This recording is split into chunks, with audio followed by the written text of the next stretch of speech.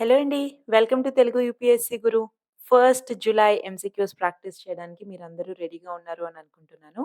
So, ఈరోజొచ్చేసి చాలా simple MCQs practice చేయబోతున్నాము. ఇవన్నీ కూడా సెకండ్ జీఎస్ 2కి రిలేటెడ్ అన్నమాట.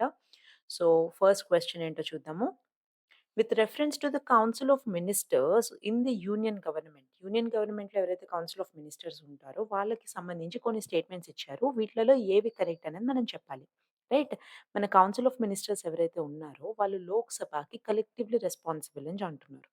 రైట్? సెకండ్ చూడండి. ప్రెసిడెంట్ ఎవరైతే ఉన్నారో కౌన్సిల్ ఆఫ్ మినిస్టర్స్ ఇచ్చే అడ్వైస్‌కి బౌండ్ అయ్యి ఉంటారు అని అంటున్నారు. థర్డ్ వన్ చూడండి. The council of ministers includes vice president. Council of మినిస్టర్స్‌లో వైస్ ప్రెసిడెంట్ కూడా ఇంక్లూడ్ అయ్యి ఉన్నారు అని అంటున్నారు. ఈ మూడిట్లో ఏది కరెక్ట్ అని అడుగుతున్నారు. వీడియో పాజ్ చేయండి. మీ ఆన్సర్ ఏంటో ఇవ్వండి. సో, ఇందులో వచ్చేసి ఫస్ట్ వన్ కరెక్టే అండి. సెకండ్ వన్ కూడా కరెక్టే. కానీ వైస్ ప్రెసిడెంట్ ఎవరైతే ఉన్నారో ఆయన ex officio chairman of the ఆహ్, Rajya Sabha. Right? He is not part of council of ministers అన్నమాట. రైట్? సో, థర్డ్ వన్ ఒకటే ఇన్‌కరెక్ట్ అండి. సో, ఆన్సర్ వచ్చేసి 1 and 2 only. That is a. Okay. Next క్వెషన్‌కెళ్దాము. Which of the following words were not originally part of the preamble to the Constitution of India at the time of its adoption in 1950? 1950 నాటికి వీట్లలో ఇక్కడ కొన్ని words ఇచ్చారు. వీట్లలో ఏవి మన ప్రియాంబుల్‌లో part కాదు అని అడుగుతున్నారు. సోషలిస్టా, secular, democratic and integrity. వీట్లలో ఏవి మన ప్రియాంబుల్ ఒరిజినల్ ప్రియాంబుల్ అంటే 1950లో వచ్చిన ప్రియాంబుల్‌లో ఇవి ఏవి పార్ట్ కాదు అని అడుగుతున్నారు. Right? So, not originally part of the preamble. ఏవేవి కాదు. రైట్? సో, ఒక నిమిషం వీడియో పాజ్ చేయండి. మీ ఆన్సర్ ఇవ్వండి. రైట్?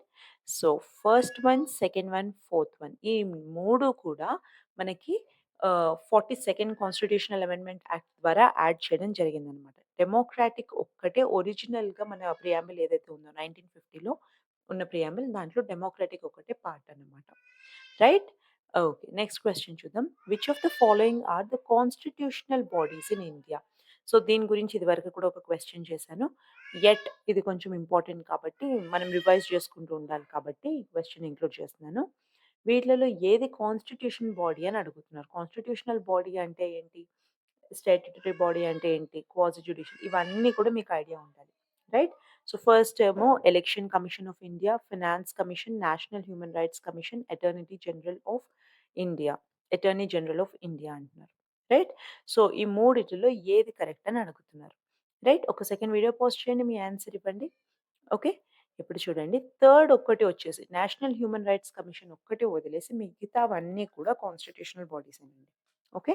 సో, ఇది third one national human rights commission వచ్చేసి it is a statutory body. Okay. Rest all are constitutional bodies. Okay. అంతేనండి. 3 questions complete చేసాము. ఇది జస్ట్ ఏంటంటే క్విక్ రివిజన్ లాగా అన్నమాట. మీ ఆహ్, Indian polity book quick revision లాగా. ఓకే. సో, అంతేనండి. ఇంకా నెక్స్ట్ వీడియోస్ చాలా ఎఫెక్టివ్‌గా మంచి కాంటెంట్ తీసుకురావడానికి ట్రై చేస్తున్నాము. మేక్ ష్యూర్ ఈ వీడియోస్ రెగ్యులర్‌గా ఫాలో అవ్వండి. బాగా చదువుకోండి. ఏమైనా క్వెషన్స్ ఉన్నా కూడా కామెంట్‌లో పెట్టండి. అలాగే ఈరోజు ఇచ్చిన 3 క్వెషన్స్‌లో మీరు ఎన్ని కరెక్ట్ చేయగలిగారు అనేది కూడా కామెంట్‌లో మెన్షన్ చేయండి. Okay. Thank you for your time. All the best.